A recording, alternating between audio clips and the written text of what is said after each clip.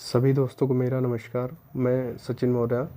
जैसा कि वीडियो के टाइटल से ही आपको पता चल रहा होगा, 49,000 भर्ती के लिए स्पेशल वीडियो है। मैं भी 49,568 भर्ती का अभ्यर्थी हूँ और रेट को और मुख्यमंत्री से मुलाकात को लेके मैं जानकारी दूंगा।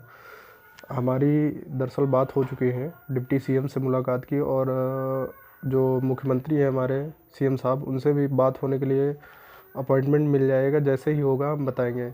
बाकी अगर आप लोग रेट नहीं डालेंगे तो ये सोचिए कि अगर केस नहीं चल रहा है या कोई, आप जैसे शिक्षक भर्ती का उदाहरण देते हैं, तो शिक्षक भर्ती वाले धरना भी दिए, केस भी किए। आप कहीं से भी करो, हमें ये फ़र्क नहीं पड़ता है, लेकिन आप अगर शांत बैठोगे तो उससे कोई मसला नहीं हल होगा। सीधी सी बात है। बाकी बहुत सारे लोगों को देखा है आपस में गाली गलौज ये सब, फिर वापस वही चल रहा है।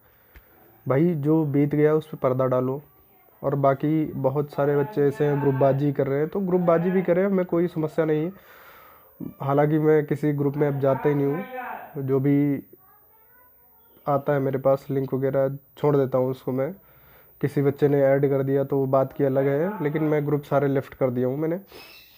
और बाकी आप लोगों की मतलब इतना समझाने के बावजूद भी आप लोग नहीं समझ पाए, तो भाई मेरा समझाने का कोई मतलब ही नहीं बनता है, पहली बात। और बाकी सबका मैंने जो पैसा आया हुआ था रेट को लेके मैंने बताया था, मैंने सबका वापस कर दिया है। ओम प्रकाश जी का रह गया हुआ है, तो उनसे बात करके मैं उनका गूगल पे या फ़ोन पे नंबर जो भी है उनका वापस कर दूंगा।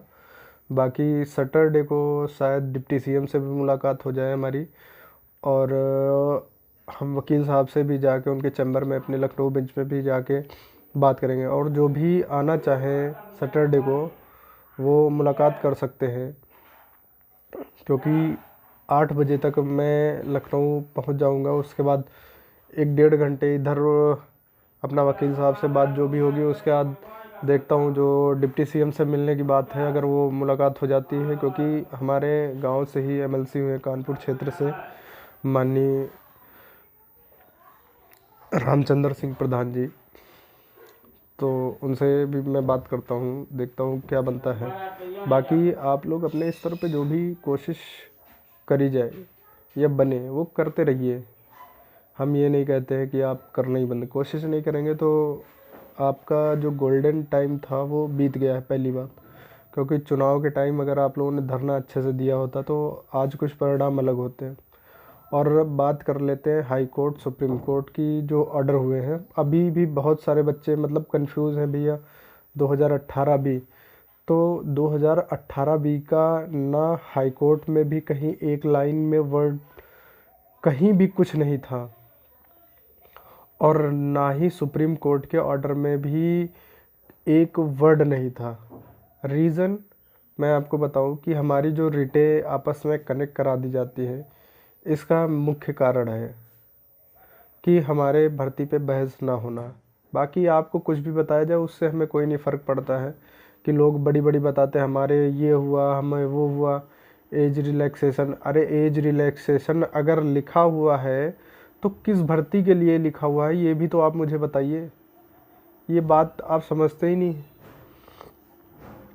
तो आप लोगों को यार मतलब बहुत सी ऐसी बातें हैं जो मैं कहना नहीं चाहता हूँ, और बहुत सारे ऐसे अभी चमचे और चापलूस टाइप में आएंगे, कमेंट में आ जाएंगे। ऐसा नहीं है, मतलब अपने को पता नहीं क्या समझते हैं, 30 मार खा समझ लीजिए कि एक नौकरी पाई पाई नहीं गई कांस्टेबल की, और बातें इतनी राजशाही कि अब कहने को ही ना कहो यार, कि मतलब तानाशाह है ये समझ लो।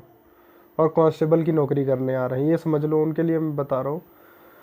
बाकी मुझे किसी से कुछ नहीं लेना है, लेकिन ये तो आप लोगों को समझ होना चाहिए कि कहाँ हम क्या कर रहे हैं और कैसे क्या कर रहे हैं, उसके बारे में जानकारी तो होना चाहिए। मैंने पिछली भी वीडियो में बताया था डिसमिस और डिस्पोज। डिसमिस मतलब हमारा केस सुनवाई नहीं होती है, और डिस्पोज का मतलब होता है कि उस पर फैसला दे दिया गया है। मतलब 2 लाइन में आपको मैं बता रहा हूँ, बाकी बहुत सारी बातें हैं ऐसे। अब जैसे 49,568 में मैं इतने दिन से आपको बता रहा हूँ कि भैया मेडिकल एब्सेंट के लिए कहीं भी जानकारी आपके नियमावली में कहीं भी नहीं दे रखी है, उसको लेके मैं केस करूँगा, लेकिन कोई सुनता ही नहीं।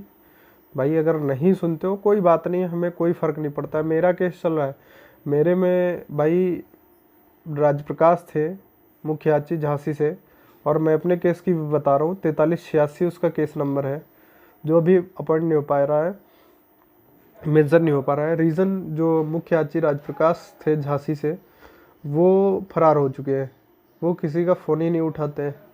और बाकी मैं भी एक आप लोगों की तरह सामान्य बच्चा था, उनसे मतलब जुड़ा और हर चीज़ की, और भी बच्चों को मैंने कोशिश की जुड़े, और कई सारे ऐसे बच्चे हैं जो मेरे माध्यम से जुड़े उसमें।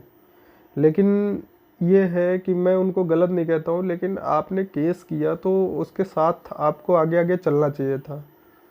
अब वकील से मैं लड़ तो नहीं सकता हूँ, मैं उनसे यही कहता हूँ कि सर केस मेंशन करा लीजिए, आप जो भी समस्या हो वो समाधान करिए। बाकी आप लोगों को मन में यही रहता है कि भैया आप केस किए थे, अरे मेरा है, अभी भी है, केस स्टैंड बाई पे है। मेरा भी पॉइंट यही 4-5 पॉइंट में था, और एक पॉइंट ये भी है कि जो मेडिकली एब्सेंट हैं वो सीटें क्या की जाएंगी।